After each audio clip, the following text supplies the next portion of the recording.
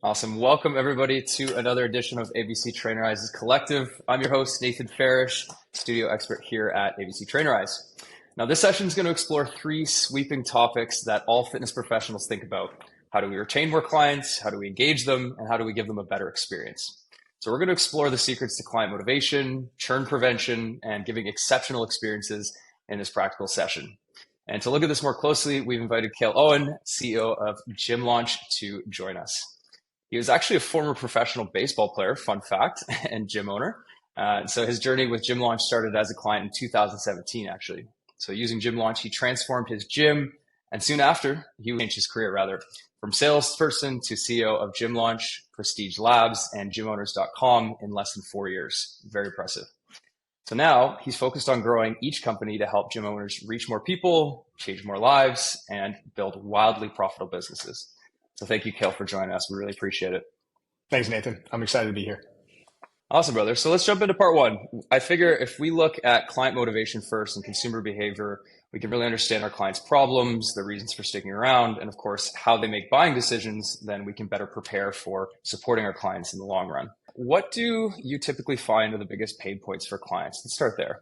Yeah, I think for the average human, we look at it as just weight loss, right? If we bring it down to the thing of like, what is it that people want? And this can be seen through the rise of drugs like Ozempic, semaglutide, and other things. Like the goal is weight loss. Like people want to, I joke about this and when I give my talks and stuff like this, is they want to look better naked. Like, let's be real. Yes, the other aspects of this, there's many people, depending on the demographic that you're working with, that want to have less pain. They want to be able to move more. They want to be able to play with their kids. They want to do all these things. But I haven't ever heard someone complain in my life, and I don't think any trainer ever will, that someone is upset about looking better in their clothes that they have, having a better fit, having a six pack, being more toned, whatever it might be, or stronger, right? There's all those things that play into it. And I think if you look at it with the obesity rates, at least here in the US and rising across the board, the main pain point for the average human being in the US is going to be weight loss. And around the world, it just depends on where you're at. But for most people, they want to look better. Mm-hmm.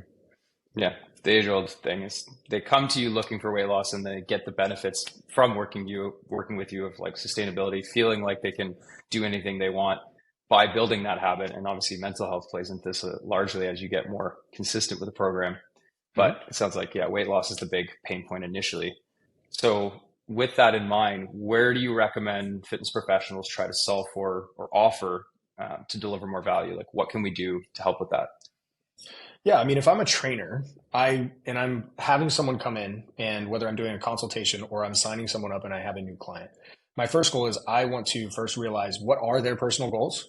Okay. And for most people, it's going to be feeling better. It could be mental health, could be all these things, but an aspect of that will be actually creating the behaviors that are needed to see the type of success that they want. And also a part of that is most likely weight loss, like I just mentioned. So my goal as a trainer is to get them quick wins as fast as I possibly can.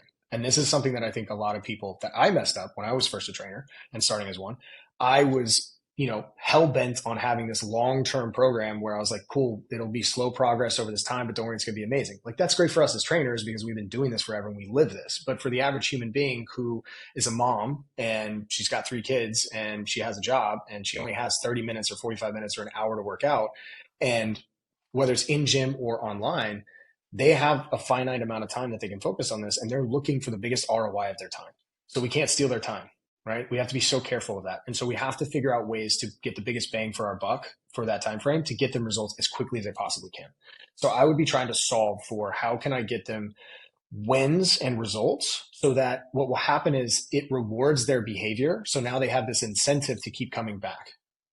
I think if anyone's listening to this and you're a trainer and you've had clients that have come in and they've struggled to start seeing progress, whether it's they're not losing weight or they're not getting stronger or something else happens, there's an aspect of this where you start to see them fall off, right? We can get into this when we talk about retention, but the thing that we want is we want to get them quick wins because they're going to attribute those wins to you. They're also then that's going to reinforce the behavior of them actually showing up or them actually doing the program, them following the meal plan, doing that thing. It's going to be reinforced. So now it just becomes they become more apt to keep doing that thing, which means now their results now get accelerated and sustained over time. Mm-hmm. I love that you provide a lot of data-driven advice. And I was just watching some of your content. You said like you go by Cale because sometimes you just go based on that. So what are some of the practical techniques then that trainers can use to inspire and maintain client buy-in? Like what would that actually look like? Do you have any ideas of immediate gratification that we could use? Yeah, so I think the number one thing for to get anyone sustained results and transformational results in whatever they're needing, whatever they're doing in the fitness world, you need three things. We call them the three pillars of fitness. You need, or three pillars of transformation. You need fitness, nutrition, and accountability. So those all need to happen. And I think a lot of times where if you're struggling as a trainer or gym owner, if you're listening to this, or anyone else out there in the fitness world, you might only be offering one or two of those things. And what you really need to do is take a step back and realize, am I providing everything that I possibly can to help my clients achieve what they need to by decreasing the amount of sacrifice and effort that they have to make in order to actually achieve their goal? Because we're like, as trainers and gym owners or anyone else, we're in the fitness world, we live and breathe this.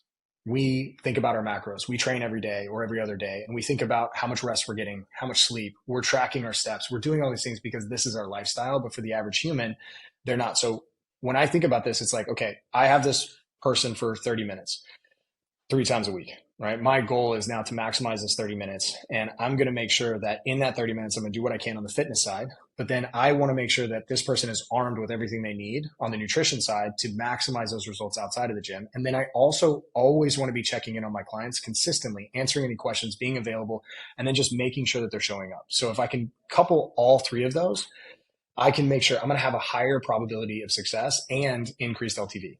And it sounds so simple, and it really is very simple. It's just it's being human, right? It's caring about your clients. It's doing those things. It's meeting them where they are. But it's funny because after working with over 5,000 gyms, it's not normal. So I think it's really just caring about your clients. It's making sure that you are incorporating some nutrition aspects or finding someone that you can partner with that can do that. But it's really important because you can have someone that busts their ass in the gym and they're coming in, they're sweating, but they're working hard, they're getting stronger, but they're not seeing the results that they want because they're not following something on the nutritional side and they're still eating the same way or eating more now that they're exerting themselves. And now they get frustrated because they're like, I'm working as hard as I possibly can. I'm sacrificing my time. I have to drive to the gym. I then have to work out. I have to drive home. I have to take a shower. I have to do whatever, or I have to wake up earlier. And now I'm not spending time with my kids or my family, or I'm away from work, whatever it might be. And when someone doesn't see those results, they get very frustrated. It's easy to stop.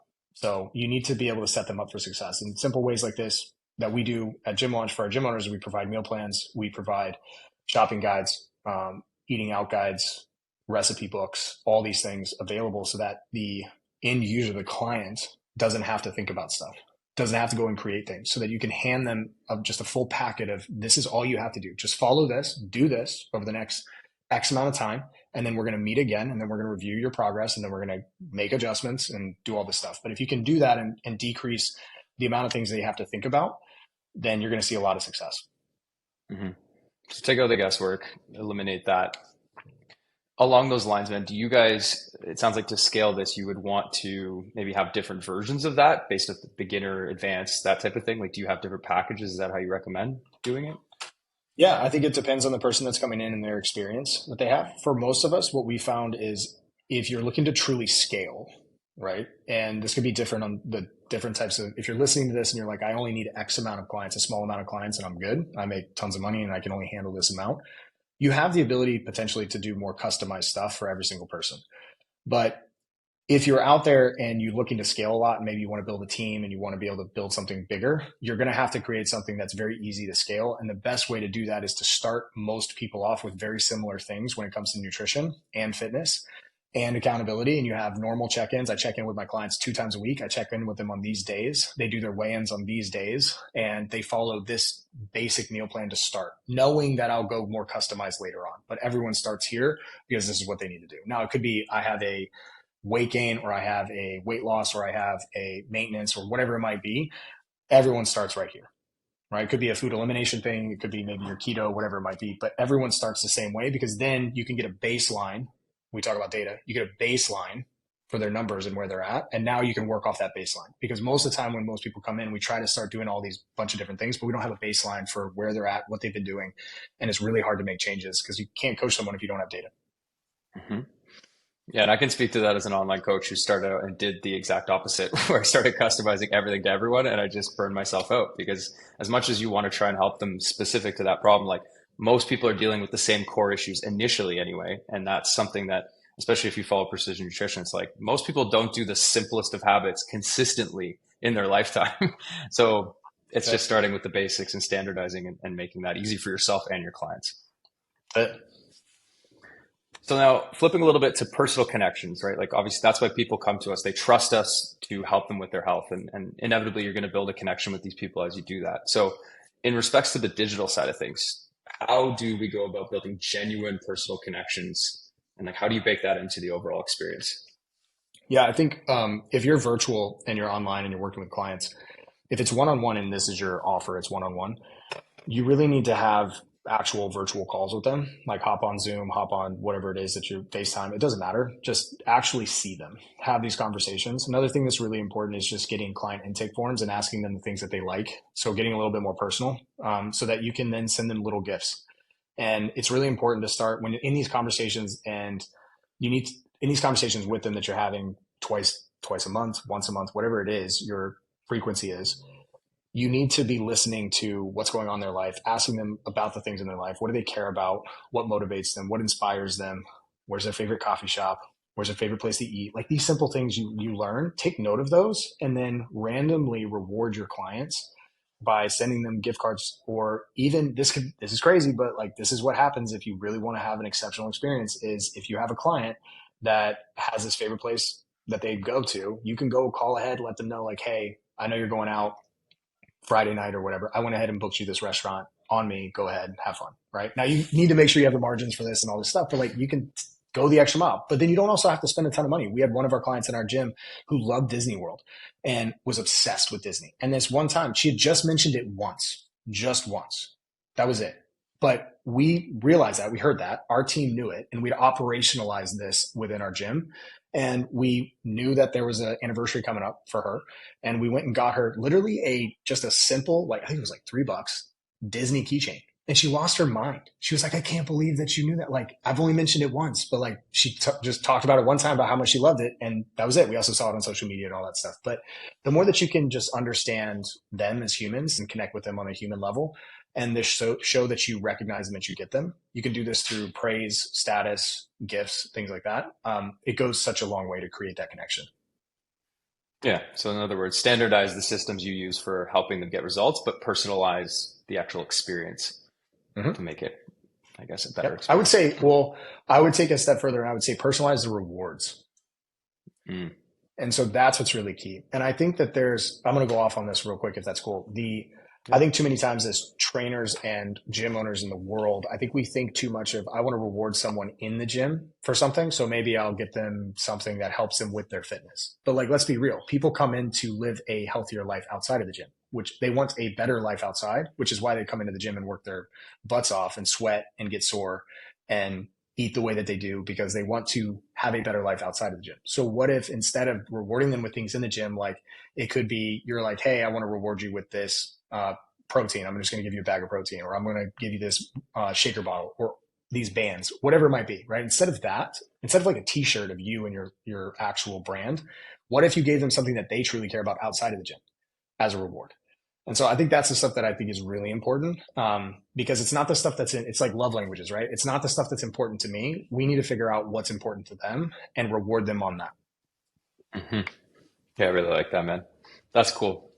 I've heard of people giving out, I mean, on the higher end, I've heard of like whoops being sent to clients right away the moment they Man. sign up. And obviously that's like high level, but it's something as simple as just a personalized letter I've heard of. And that's just enough to like build that connection with someone you've never met before. It goes an extremely long way for sure. We tell one of the things that we found when it comes to retention is there's 5 things within a gym, but one of the things is handwritten cards once a month. So at worst, once a quarter, but like if you can do it once a month, just send them a handwritten card, crushing it. Yeah. Nice, man. So let's pivot on to part two here. I think we've covered connection and building that rapport with people really, really well. So as far as building an exceptional experience, I mean, this last one we just talked about definitely plays into that, but giving them the tools to get results, enjoying their experience with the coach, and ultimately referring other people to you, they're all important parts of the process. So let's start with what else we can deliver, right? We've talked a little bit about systematizing the things that take up their time. But I think you spoke in a recent post with Alex, actually, when he handed the reins over to you for gym launch. He said, like, less is more approach is what we want to focus on. So under that lens, what would you suggest that coaches or gym owners focus on? Like, what are the core competencies that we need to really focus on to deliver an exceptional experience? I think we kind of talked about this, but I'm going to take a step back and think about, let's start at the consultation aspect when you're getting to know your client and understanding their goals. It's really simple to ask, what does a win look like in the next 4 weeks? Right. We run a lot of 6-week challenges. Our gyms do, and I did. And I would always ask this, if I was a genie and I could grant you any wish when it comes to your health and fitness in the next 6 weeks, what would it be? Right? No, you're not going to lose 40 pounds, but like, what would it be? And then I would try to solve for that. And so then the next step is, by solving for that, is what can I do to ensure that I have the greatest chance of getting them there? So that could be as simple as, by simplifying it, it's like, I just need to make sure that you show up 3 times per week, or whatever your plan is. I need to make sure you show up 3 times per week, or maybe it's twice a week. And I need to ensure, just promise me, like, I'm going to do everything I possibly can to make sure you get 10,000 steps or 15,000 steps outside of the facility. Like, let's figure out a way to make that happen in your current lifestyle, right? Let's make it as easy as possible to make it happen. And it could be they've never worked out before. So just showing up to the gym, I'm not going to give you anything else. I just need you to show up to the gym and just drink half a gallon of water every day. That's it. Don't do anything else, right? Then the next week, Precision Nutrition talks about this with the habits. It's like a week later or 2 weeks later, now you add a new thing, right? And then you add another thing, and then you add another thing, and they have to just consistently be able to do those things. For most people, though, it's as simple as just making sure their nutrition's on point. I mean, we could take someone and just have them do the same workout for 6 months. And if their nutrition's on point, as long as they're pushing weight, maybe getting a little bit stronger, adding a little bit more intensity to it, they're going to see incredible results. Mm-hmm. Okay. Got it. So then outside of that, like, I've heard that it's good to be a generalist in a lot of things, but you definitely want to specialize in 1 or 2 things. Like, how do you figure that people should go about differentiating themselves? Like, what does that look like in terms of improving your services from the baseline of solving for nutrition, workouts, that type of thing? Well, the way to differentiate yourself is to have a stack of undeniable proof that you can do what your potential client wants you to do. That's how I see it. So for anyone that's out there that wants to work, because there's this whole movement for a couple of years, and I hope it's closing right now, but everyone was like, you need to niche down, you need to have specific people. I only work with these types of people this age that want to do X, or I only work with these people that want to do this. That's cool if you want to do that, but you have to understand that your marketplace shrinks dramatically when you do that. And the best way to differentiate yourself is to truly, number one, if you want to get more clients, is to be on social media, to be either running ads or be out there talking to people on the gym floor if you're in person, or if you're online, making sure you're posting content consistently and actually providing amazing content and having call to actions. But the biggest thing across the board there is that you really just need to get people incredible results, and you show it off consistently. That's it. Like, because that is going to attract the people. They're like, oh, this person is like me. And then telling the story behind the person, and not just posting like a before and after. It's like telling the story of the person, because it's going to connect with people. And in my opinion, the social proof is one of the best ways to differentiate yourself. Because to be frank, like, I'm on social media a lot and I see some, but to be fair, I see a lot of people regurgitate the same before and afters. And like, if I'm following someone for a while and I'm not sure about them and I just keep seeing the same ones over and over, I'm like, you're not actually helping anybody else. So I'm not seeing consistency. You just cherry pick your best ones. So you should consistently be getting people incredible results. If I go into someone, like, I worked with an online fitness trainer for myself, right? To just offload that. I know how to program for myself. I know how to do nutrition. I know how to do all that stuff, but I needed someone to hold me accountable. And the best way for me was to pay someone to do that. And I didn't have to think about it. And the reason I went with this person is this person had over 400 transformational pictures and stories around what he's done in the past. And he was exceptional, and he got me incredible results. So I think it's a really good way to be able to do that. Now, if you're niching down into like a specific demographic or area, whether it's fitness, sports, whatever, you really just need to make sure that you are saying the right things and putting the right things out there that will actually resonate with those people. So that's the best way to do it. To your point, man, like, we talked about building trust once you have the person, but it's really hard to build trust if you don't have the proof. Like, you can't really tell somebody that you know what you're doing if you don't have the examples to show for it. Yep. So I hear you on that. So let's flip a little bit, thinking more about tech and how people leverage that, right? The digital age is fully come in now. We're finally using it. So, do you have an ideal kind of tech stack that you recommend to entrepreneurs to enhance their experience, give them more value, obviously help people get a better experience? I'm going to sound so biased here, but like we obviously partner with Trainerize. So with Gym Launch, and most of our gyms use that. We have pre-built campaigns for them. We have pre-built programs and all that stuff. I think if you're a personal trainer, if you're a trainer and you want to do stuff, I think Trainerize is by far right now the hands down best system that you can use.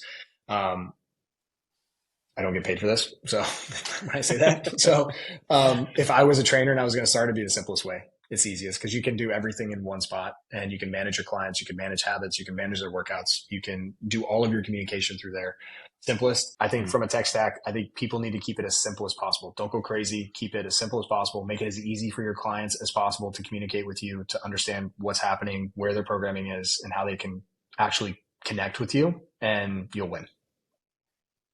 Yeah, may not get paid, but I'll still send you a personalized card. That's it. Yeah. I like it. I like it.